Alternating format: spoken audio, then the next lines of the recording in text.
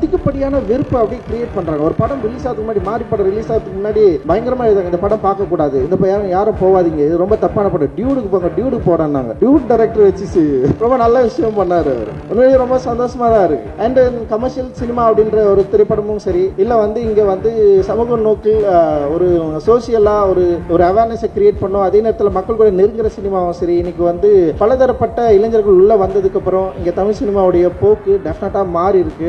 இது நிச்சயமா ஸ்டாண்டர்டா ஒரு நல்ல இடத்துக்கு போகும்னு நான் நம்புறேன். நீங்க விரும்புற இதே இந்தியாவே வியக்கக்கூடிய பல 100 கோடிகளை எடுக்கக்கூடிய திரைப்படங்கள் எடுக்கக்கூடிய யங்ஸ்டர்ஸ் நம்முடைய தமிழ் சினிமாவில் நிறைய பேர் இருக்கிறாங்க. டெஃபினட்டா அச்சீவ் பண்ணுவாங்க. ஏன் அப்படி பண்ணாரு தெரியல. இயக்குனர் அவர் இன்னைக்கு இருக்க தலைமுறைக்கான ஒரு வயசு அவங்க சிந்தனையில இருந்து அந்த படம் பண்ணியிருக்காங்க.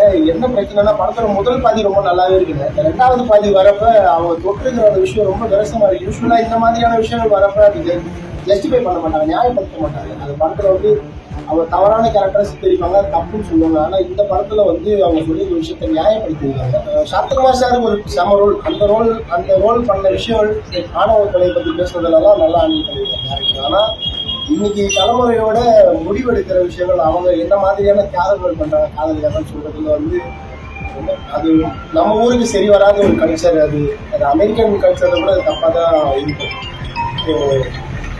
அந்த படம் பெரிய வெற்றி பெற்றிருக்கு. ஆனால் நிறைய விமர்சனத்துக்குள்ளாரு, விமர்சனத்துக்குள்ளாவது வரவேற்கப்படுறது.